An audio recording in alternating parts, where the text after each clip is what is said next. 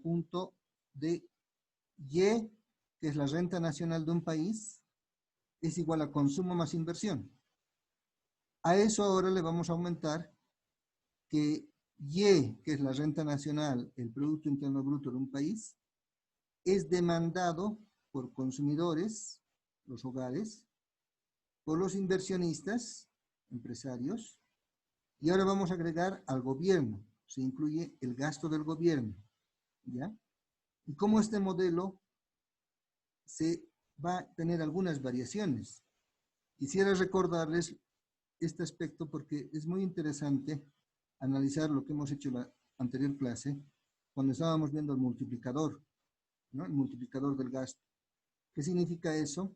Que habíamos visto que si las personas, o sea, si en una sociedad hay una propensión marginal a consumir el ingreso, es decir, que hay una tendencia a consumir más de lo que me recibo de ingreso, tengo más tendencia a consumirlo en un mayor porcentaje, lo que hace eso es obtener un mayor crecimiento económico, un mayor impacto en el crecimiento económico, ¿ya? Entonces, cuanto más tendencia a consumir el ingreso tiene la sociedad, más puede aportar al crecimiento de la economía. Y decíamos que en las sociedades, como la nuestra, como la boliviana, hay una tendencia a consumir más cuando obviamente los ingresos no son tan altos. ¿Por qué? Porque si uno no gana mucho, lo poco que gana lo va directamente a consumir, va a comprar bienes y servicios. No va a ahorrar tanto. Y cuanto más ingresos tenga, va a tener más posibilidades de ahorrar. Entonces se va a disminuir la propensión marginal a consumir. Ese es un dato bien interesante porque es objeto de política económica, ¿no? Los gobiernos lo que hacen es precisamente garantizar que la gente pueda consumir para generar demanda interna de los bienes y servicios que se producen en el país, y eso hace que la economía entre en movimiento, se dinamice y se reactive, lo que dicen actualmente, ¿eh? Necesitamos tanto que haya gente que produzca bienes y servicios, y necesitamos también gente que consuma esos bienes y servicios. Y ese es el equilibrio macroeconómico que se necesita en la economía, ¿ya? Entonces, incorporando ahora al gobierno en nuestras diapositivas, ¿cómo va a cambiar un poco el modelo? Entonces, componentes de la demanda agregada. ¿Quiénes demandan? La demanda del consumidor de bienes y servicios. C. Y es la demanda de bienes de inversión, maquinarias, edificaciones, fábricas, ¿no? Todo eso es inversión, ¿no? Incluso el aumento de los inventarios, es decir, la cantidad de productos que está en almacenaje para poder vender, todo eso es inversión. G, la demanda del gobierno de bienes y servicios, el gasto del gobierno de bienes y servicios. El gobierno también hace consumo de bienes, también de bienes de capital, de inversión pública, ¿ya? Eso es importante entonces. Hola Arturo. Ya. Licenciado, buenas noches. Dice, se le escucha un poco bajo el audio. Ya, muy bien. ¿Ahora se me escucha mejor? Sí, Di, se escucha. Ahora sí, Lice, está mejor. Es que estaba Sí, echadito. Lice. Desde mi cama no se escucha, ¿no? Entonces, ya, me voy para nomás. Ya. Ya, entonces aquí ya más cerca. Siéntese, Lice. Ya. Bien, entonces así tenemos el modelo un poquito más ampliado: consumo, inversión y gasto del gobierno. Vamos a volver a explicar esto. Habíamos visto que hay una renta disponible. La renta disponible es la renta total, el ingreso que percibimos, menos los impuestos que pagamos. Si no se pagan impuestos, o si alguien no paga impuestos, quiere decir que su ingreso directamente va como su ingreso disponible, es lleno más, porque no paga impuestos. Pero las personas que pagamos impuestos, digamos, ya sea por inmuebles o por el tema de, o sea, una casa que tenemos, un departamento que tenemos, o un impuesto por el auto, etcétera, o también los impuestos al valor agregado por los bienes que compramos, por los bienes que adquirimos, etcétera. Todo eso, entonces, viene a ser o por las utilidades que obtenemos, viene a ser los impuestos. Entonces, ingreso menos impuestos es la renta disponible. La función de consumo está en función de ese ingreso disponible, que es precisamente Y menos P, ¿no? Cuando el ingreso disponible sube, el consumo va a subir. Cuanto hay más ingreso disponible, es decir, más ingreso menos impuestos, el consumo va a subir en un país, ¿no? Necesitamos por eso garantizar que sí o sí haya mayor ingreso disponible. La definición de propensión marginal al consumo es el incremento en el consumo causado por un aumento en una unidad de la renta disponible. Es decir, ¿cuánto aumenta mi consumo cuando me incrementan, por ejemplo, mi salario? ¿Cuánto va a aumentar mi consumo? Eso en proporción, en porcentaje. Si me aumentan por decirles, en un 1%, o me aumentan en 4% mi sueldo, entonces, ¿cuánto eso lo voy a destinar al consumo? Eso es lo que importa, ¿ya? Después tenemos otro concepto importante. Bueno, esto está reflejado en una curva, ¿no? Ya les he mostrado esta curvita, pero que no es tan relevante para nuestro análisis. Vamos más adelante. Ya tienen el consumo, ya lo hemos visto la importancia de la propensión marginal a consumir. Ahora vamos a ver otra importantísima política económica que se deriva de esta definición, la inversión. La función de la inversión es I igual IDR. ¿Qué significa eso? Que la inversión está en función de la tasa de interés real. ¿Cuál es la tasa de interés real? La tasa de interés real es aquella tasa que toma en cuenta la inflación, pero además esta tasa de interés real es la que va a ser la tasa de interés que se nos cobra cuando nos prestamos dinero. Y cuando ese dinero se utiliza para actividades productivas, se llama entonces una inversión. ¿Ya? Entonces, la tasa de interés nominal corregida por la inflación es la tasa de interés real. ¿Qué es la tasa de interés real? Es el costo que debemos pagar por pedir prestado. Es lo que nos cobran cuando nos prestamos plata. Nos cobran una tasa de interés. También se define la tasa de interés real como el costo de oportunidad de utilizar los fondos propios para financiar los gastos de inversión. ¿Qué significa eso? Que yo cuando quiero poner un negocio, quiero hacer un emprendimiento, yo necesariamente voy a tener que definir entre utilizar mis recursos propios o prestarme del banco. Entonces, por eso dice la tasa de interés es el costo de oportunidad, el costo que tengo que pagar para evitarme usar mis recursos propios. Y esta es la relación más importante que hay en macroeconomía. Esto es una política económica y se da en los países o en los estados donde el gobierno, el Estado, controla o puede tener cierto manejo de la tasa de interés, ¿no? En algún momento, por ejemplo, en el gobierno de Evo Morales, se tenía cierta intervención en la tasa de interés real. En otros casos, es el mercado simplemente que regula la tasa de interés, ¿no? Es decir, entre los bancos, los clientes, así, más o menos van definiendo el mercado cuál sería la tasa de interés real. Pero en algunos estados, como el nuestro, se ha definido a veces a qué nivel podría estar la tasa de interés real. ¿Por qué es eso importante? Porque cuando sube la tasa de interés, disminuye la inversión. Cuando sube la tasa de interés, disminuye la inversión. ¿Y cómo se explica eso? Se explica por una sencilla razón. Si yo soy inversionista y quiero prestarme del banco, y yo sabía que están prestando una tasa de interés, por decirles, del 7%, y de pronto me dicen, sí, pero por las condiciones de la economía, como está la situación del país, la tasa de interés ya no es 7%, sino va a ser 12%. ¿Qué está pasando? Que voy a tener que pagar más intereses por prestarme plata. Entonces, a eso al inversionista lo que puede ocasionar es que se desincentive a invertir. Es decir, ya no quiera invertir. Cuando la tasa de interés real sube, la inversión baja. Entonces, en algunos países se suele utilizar al revés esta relación. Se suele decir, a ver, nosotros queremos incentivar a que haya más inversión. Y algunos países dicen entonces, ¿qué tal si bajamos la tasa de interés? ¿Por qué no bajamos a un punto donde esta tasa de interés sea, digamos, más económica, o sea, más barata para el inversionista? Bajamos la tasa de interés.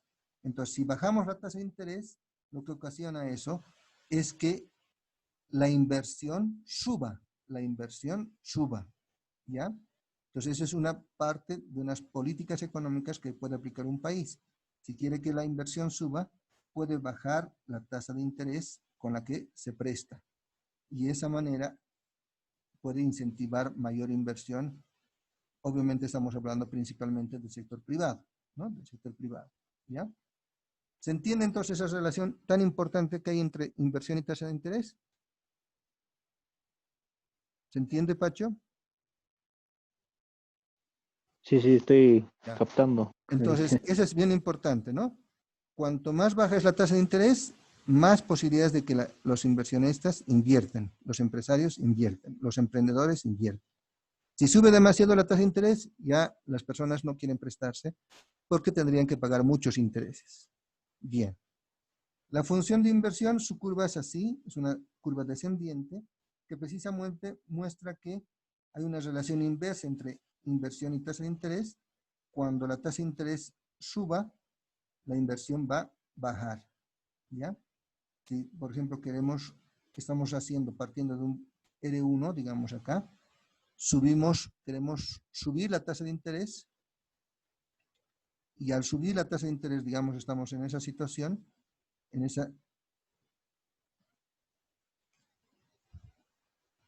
digamos, estamos en este punto de tasa de interés, una tasa de interés aceptable, digamos. Sin embargo, los operadores de política económica dicen, no, necesitamos que suban la tasa de interés los bancos, o los mismos bancos pueden presionar a que haya una subida de tasa de interés para ganar más dinero. Entonces, cuando suben la tasa de interés, digamos, de una tasa de interés aquí abajo a una tasa de interés más arriba, la inversión, que era inicialmente un valor aceptable, digamos por acá, al subir la tasa de interés, ya la inversión simplemente se queda mucho más abajo, ¿no? La inversión baja. Por ejemplo, a esta altura. Y ahí ya se ve que la inversión ha bajado, ¿no? Entonces, eso es lo que hay que cuidar. En una política económica uno tiene que ver cómo va a manejar la tasa de interés, porque es importante para la inversión.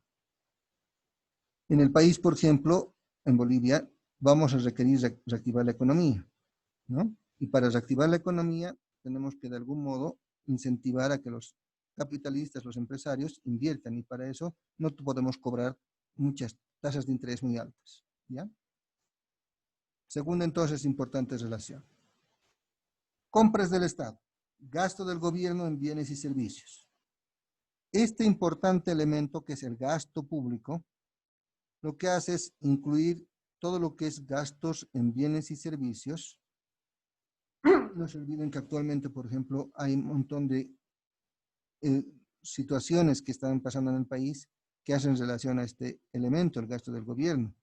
Por ejemplo, el gasto de gobierno que se hace en respiradores es parte de este gasto del gobierno, ¿ve?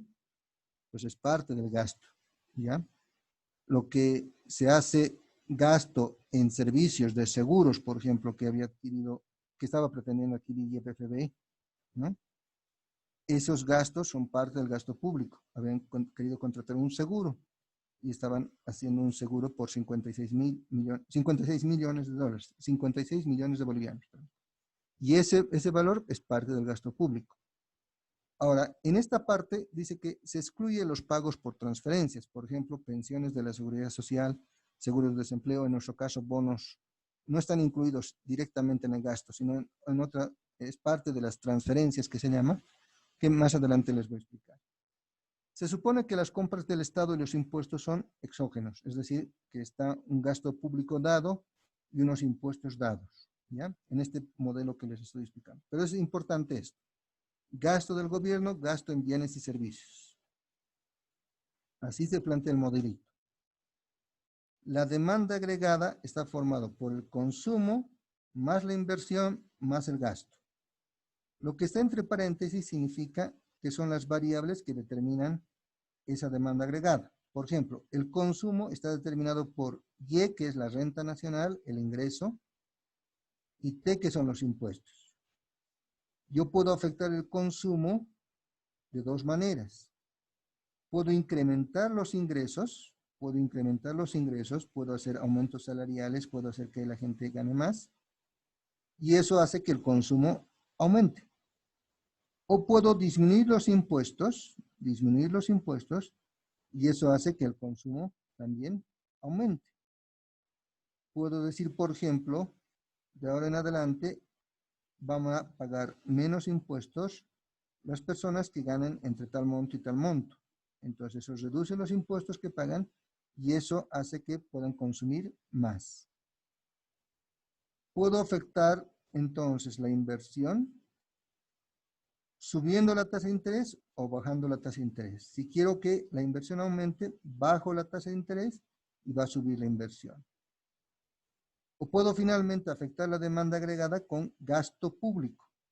El gasto público es la inversión pública más todos esos gastos corrientes que hace un Estado. Fíjense la importancia de esto que estamos hablando. La importancia de lo que estamos hablando se llama precisamente las políticas que aplica un gobierno. Cuando afectamos ya sea el PIB, el crecimiento económico, y el ingreso nacional, o afectamos los impuestos, estamos hablando de una política fiscal. ¿Ya? Impuestos es fiscal. Cuando afectamos la tasa de interés real, es una política monetaria. ¿Ya? Y cuando afectamos igual el gasto público, también es una política fiscal. El gobierno de Evo Morales lo que hizo es incrementar la inversión pública. En su momento incluso había críticas, decían, el sector privado no está invirtiendo como debería, ¿no? Y entonces la inversión pública era lo que generaba el movimiento económico en el país. Entonces, un gobierno puede afectar cualquiera de estos elementos: la renta nacional, los impuestos, la tasa de interés o el gasto público. Y eso va a afectar el crecimiento de la economía, va a afectar la actividad económica. ¿Ya? Por otro lado, esa es la demanda. Se llama demanda porque es quienes compran los bienes y servicios.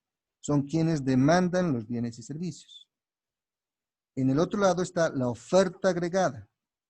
La oferta agregada es la producción nacional del país. La producción nacional del país depende, en un modelo simplificado, de dos variables. Una es el capital, que es K, y otra es L, que es la mano de obra, el factor trabajo. Entonces, repito, para que haya producción en un modelo simplificado, tiene que haber capital, maquinaria, etc., y tiene que haber mano de obra.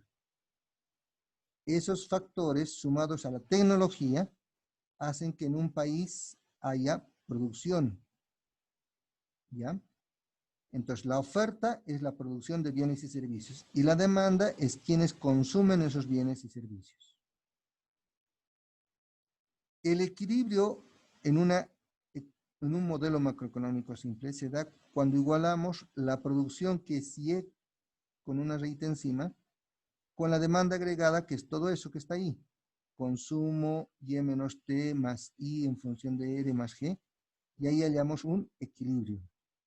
¿Ya?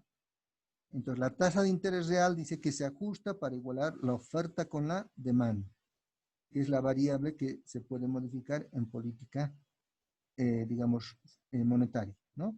Pero lo importante de aquí es que entiendan que hay un equilibrio entre oferta y demanda. Entre oferta y demanda. ¿Ya? Bien, no sé si hay algún comentario, alguna cosa que quieren decir hasta ahí. ¿Alguna pregunta?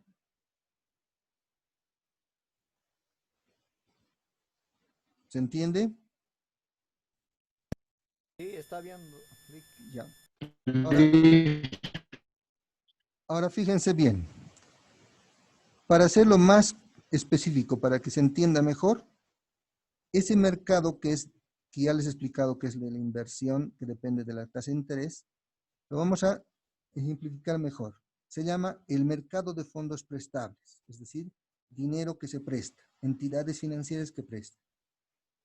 Un modelo simple de este mercado de fondos prestables es de oferta y demanda en el sistema financiero. Un activo son los fondos prestables, es decir, el dinero que posee las entidades financieras, ¿no? Quienes demandan por fondos son los inversionistas. Quienes ofertan los fondos es el ahorro. Entonces explico eso. El banco o cualquier entidad de ese tipo solamente es una entidad de intermediación financiera. Es una entidad de intermediación financiera entre el ahorrista, entre el que deposita, y el inversionista, el que se presta. ¿Ya? Pues el banco no tendría el dinero si no hubiera los ahorros de la gente que depositan el dinero en el banco, ¿no?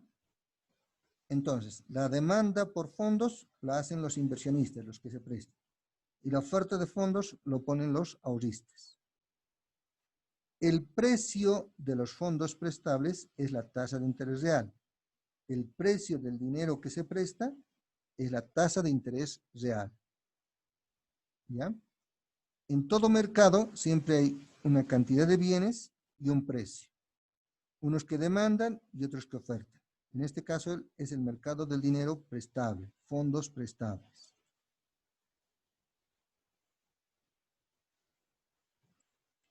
Bien, demanda por fondos, la inversión. La demanda por fondos prestables proviene de la inversión. ¿Quiénes requieren dinero? Los inversionistas. Las empresas piden prestado para financiar gastos de planta y equipo, nuevos edificios de oficinas, etc. Los consumidores piden prestados para comprar casas nuevas. Ya les he indicado que cuando alguien compra una casa nueva, está haciendo una inversión. Y por eso prestarse para comprarse una casa nueva es, o un departamento nuevo, etc., es inversión. ¿Ya? Esta demanda de fondos prestables que la hacen entonces los empresarios, los que se compran una casa, etc., depende negativamente de la tasa de interés real. Es decir, que el precio del fondos prestables es el costo de pedir prestado. Es lo que pago por pedir prestado. ¿Ya? Entonces, por eso se llama mercado de fondos prestables, pero estamos hablando así tranquilamente de lo que les he explicado ya, de la inversión y la tasa de interés real. Solamente que con esta forma de explicar, me parece que es mejor para que se entienda que cuando hablamos de inversión, estamos hablando de los que se prestan plata para invertir. Entonces, esto ya hemos visto, el mercado de fondos prestables, ya les he explicado, está en función de la tasa de interés, ¿no? Y ahora, a continuación, vamos a hacer algunas consideraciones importantes en términos del ahorro. ¿Ya? El ahorro nacional está formado por un ahorro privado y un ahorro público. ¿Cómo se genera el ahorro privado? El ahorro privado se genera de esta manera. Es el ingreso disponible, que es el ingreso Y o renta, menos los impuestos, y a ese ingreso disponible resto el consumo. Entonces me queda el ahorro privado. Esto ya lo hemos visto, es lo que llamamos la S, ¿no? La S es el ahorro privado, ¿ya? Entonces repito, el ahorro privado se genera Y menos T menos el consumo. Pero también hay un ahorro público. Y el ahorro público se genera cuando hay superávit fiscal. El ahorro público es impuestos, que es T es impuestos, y C es el gasto público. Entonces la diferencia de impuestos menos el gasto público hace que obtenga el Estado un ahorro público. ¿Ya? Cuanto sus ingresos son mayores a sus egresos, el Estado está generando ahorro público. Los ingresos del Estado son los impuestos y los gastos son el gasto público.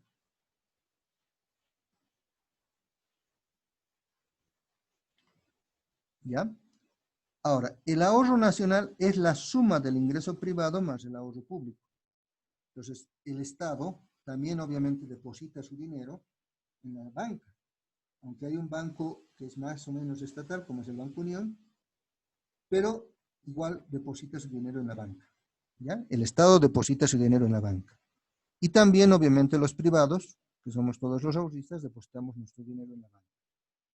Entonces, el ahorro privado, ya hemos dicho que está aquí arriba, es Y menos T menos C, y el ahorro público es T menos G. Haciendo algunas operaciones así matemáticas, esta T con menos T se anula y queda simplemente que el ahorro nacional se obtiene de la siguiente manera. El ahorro nacional es Y, el ingreso nacional, menos el consumo de todos los hogares, menos el gasto del gobierno. Entonces, de toda la renta nacional, le resto el consumo de los hogares y el consumo del gobierno y tengo el ahorro nacional. Ese sería el ahorro nacional. ¿Ya? Entonces, es importante este elemento. Muy importante. ¿Por qué es importante el ahorro? Ya hemos visto en anteriores diapositivas, porque cuando hay ahorro, hay posibilidades de inversión. Los ahorristas depositan, mejor dicho, el dinero en los bancos, y ese dinero, los bancos lo que hacen es prestarlo a los inversionistas. Entonces, si no hubiera ahorro en una economía, es más difícil que haya inversión. Y si no hay